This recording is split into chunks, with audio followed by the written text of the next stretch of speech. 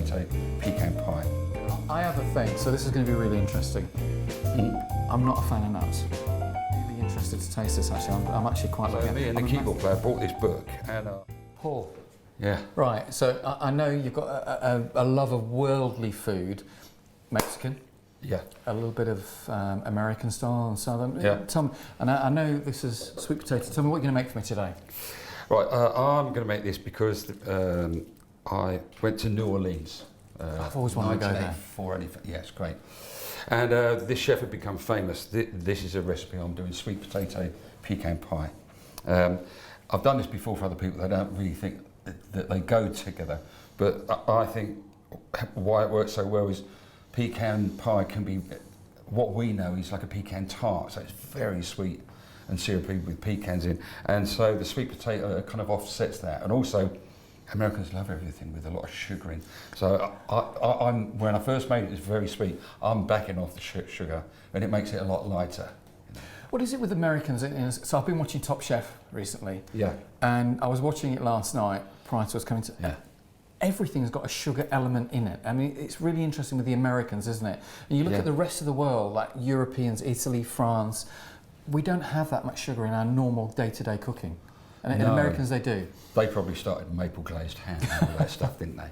But you can't separate a Canadian from their maple syrup. No, you can't. That's true. That's true. So what have you got here? So you got sweet potato. Yeah, this is. I've added some allspice, just a pinch of nutmeg, a teaspoon of vanilla extract. No, a little bit more than. Yeah. I'm going to add some, just a little bit, about a tablespoon of whipping cream. It's just to make it a bit more fluid, you know. And also, I forgot I'm going to beat this. And, So 1 egg into this. It helps, it sets it, I gather. yeah, I'm actually going to put half an egg in. Yeah. And then I'm going to break another one that will go into the top as well. Right, okay. So I'm just going to whisk this, and then I'm going to only pour about half of it in. Yeah, so it kind of helps to set the whole thing.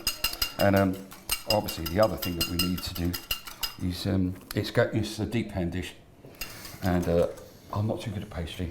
Well, so we can roll that out together. Okay. Yeah, right. So then I'll take about half that. So you just cook the sweet potato until it's cooked? Yeah. Pinch of salt?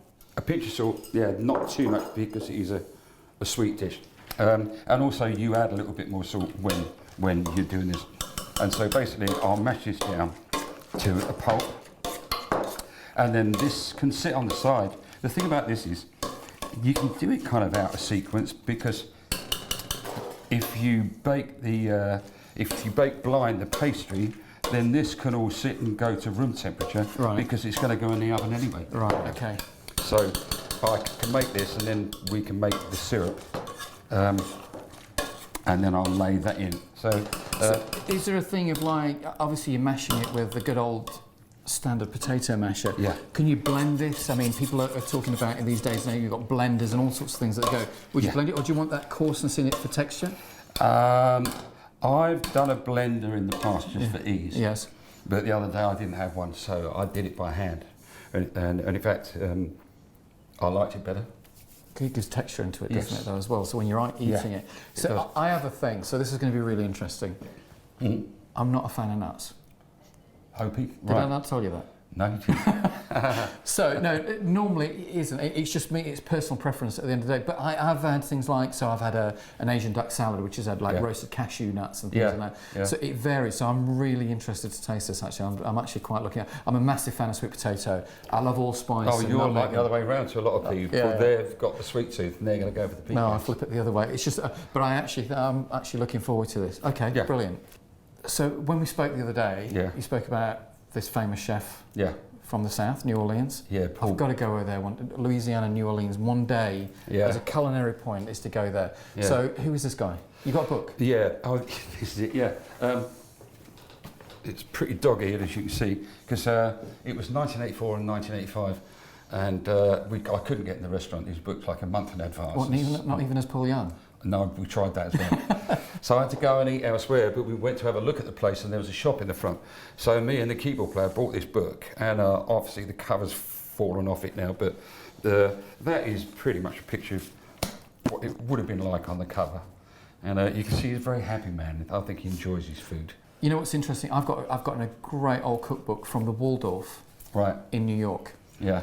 And everything has no pictures. And the old cookbooks don't have images of what the dish should look like. These only have a few. You've got just a few that spread around, but that's it really. You know. But very, and I mean this nicely because obviously you bought it in the 80s. That's very 80s in presentation, isn't it? Absolutely. In its look and feel. Yeah. When I go back to my cooking days, when I started cooking in mid to late 80s, of some of the dishes, and I remember some of the dishes we made. I mean, if I serve them in a restaurant now, people would laugh at me. Well, that still looks like home cooking, really. It does, doesn't it? But that was elevated to a higher level than, because it was real. Their food was very working class, you know. And how did you hear about this chef? Because my keyboard player liked to cook. He didn't enjoy American food very much until we got to New Orleans. He went, now we're going to get some decent food. And he'd read about this guy. So then that's how it come. We ended up going down there. And like I said, we couldn't get in. So I didn't even know what it was supposed to taste like. That's the thing. I went back actually in 2000. And we were doing a gig for Microsoft.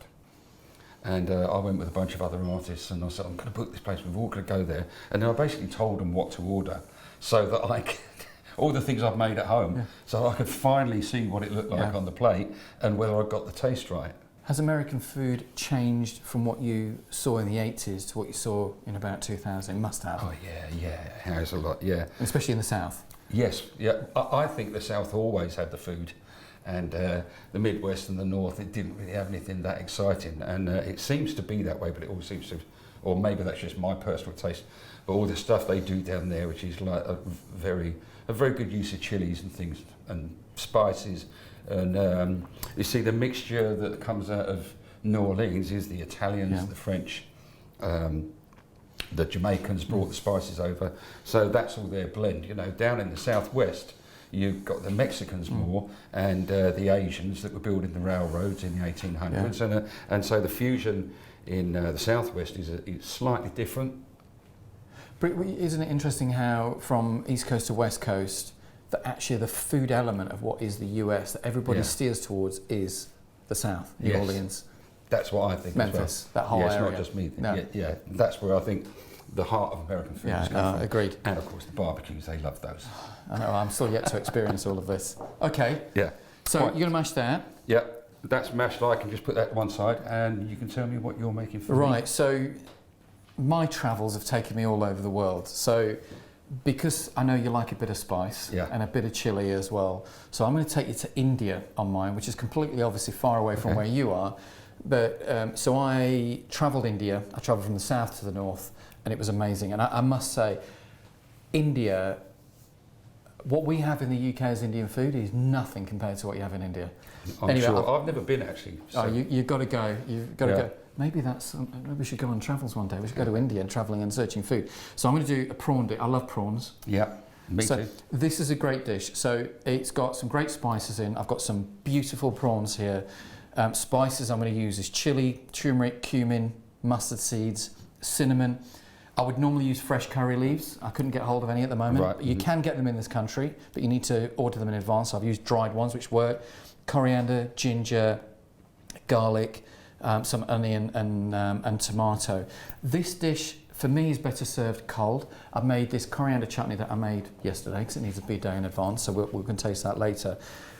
What's great with this dish, I had it on in one of my restaurants, and the chefs, when they made it, because they put on these trays, you do in the kitchens, we prepare for 100 covers or 200 covers. Yeah. They'd have it all in the trays in the fridges cooling, and then I'd disappear into the fridges. And I'd be standing there just picking up, eating the damn things, because it was so good. I prefer it cold. It's better if you make it a day in advance because the flavours really come out. Spices, to me, should always be made a day ahead. Yeah, it seems to be that way. It can, absolutely. They fuse better. They do. Yeah. It bleeds out. It kind of gives it that thing. So, and the one thing I learned in India is the true essence of cooking spices and how it all cooks down. So I've got some beautiful prawns, shell off, dried chili, turmeric, cumin, mustard seeds, ground cinnamon, curry leaves, fresh or dried. I've got some fresh coriander, garlic, ginger, onion and tomato. Right, onions. It's interesting you use a paring knife to do onions. So I thought you'd need a big knife. Well, you know, I think every chef has his own knife that he likes to use, in a sense of, you know, from a point of view of an onion, in a sense of, you know, what or how ever it is. I'm only going to use half an onion in this. All right. Right. So chopping an onion. How many people have asked me, how do you stop crying from an onion? Yeah. You know, when you're chopping onions, especially when you're chopping loads like we normally do. Yeah. Breathe through your mouth and not your nose. Yes, that makes a lot of sense. Because actually, when you go through your nose, that's what makes you cry. Yeah. So sucking a spoon, that is old wives' tale. I've never done the sucking of the spoon thing. Yeah. Right, so garlic. I never believed it anyway. 2 cloves of garlic. If you ever to have anything in your kitchen, is one of these, a microplane. Yeah. They're the best for garlic, for ginger, for parmesan, anything you need to finely grate. Right. Right, ginger, okay.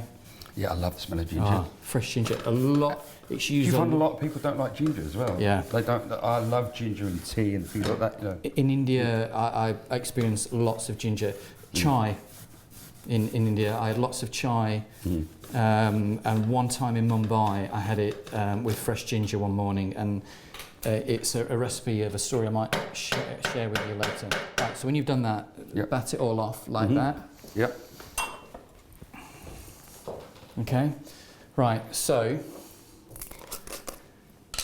this is a little bit, right, a little bit of chilli, flakes. Now you can have... these are chipotle, which is a kind of, I would have said was American. Yeah, it is. But you can use a smoky one, yeah. Isn't it? So you can play with this. So you can have normal chilli, you can have fresh chilli, but about 1/4 teaspoon. It depends how hot you want this. Yeah. Okay. Right, so if I can get a lid on. Turmeric. Or some people say turmeric. Turmeric. Yogurt or yogurt? There's an argument about that. Yeah, exactly. Yeah. 1/4 teaspoon of that. This is easy to remember because it's a 1/4 teaspoon of everything. Okay, 1/4 teaspoon of cumin. Mustard seeds.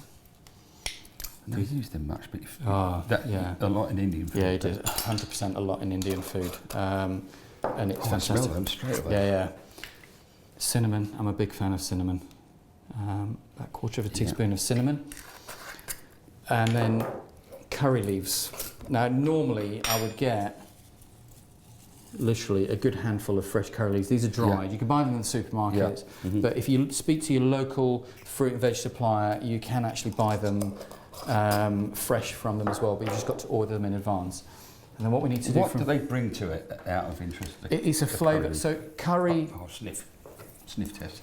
But take one, crush it between your fingers. All right. Everything with spices and things like that, it's about really kind of gathering those...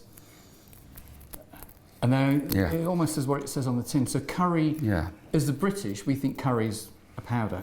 Oh yeah, how many people buy curry powder, mild curry powder, strong curry powder? Yeah. So these are curry leaves. So this is the whole thing of creating that. So a good glug of olive oil. And then what I need to do with this is I'm going to put this on the stove, I'm going to fry it out, and I need to cook out all the spices and really gather out those flavours, and then I will add the prawns. So once these are all, mix them all together, and then we're going to put them on the heat. You can actually have the pan already on the heat, but obviously be careful because it's spices. If you have it on too high, you'll burn the spices. So you need to draw out the flavour of these.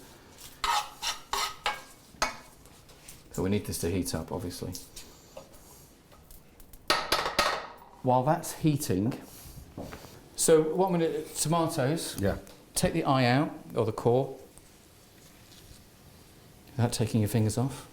I've got 3 tomatoes, depending on how many prawns you're going to do. Now you can do 2 things. If you don't want the skin on these, if you're in India, they'd leave the skin on. Cut them into 4. Okay. And then take out the seed. So I literally... And throw that away. Yeah. Same as salsas. Yes. And then what I'm going to do with the tomatoes, nice, fine dice.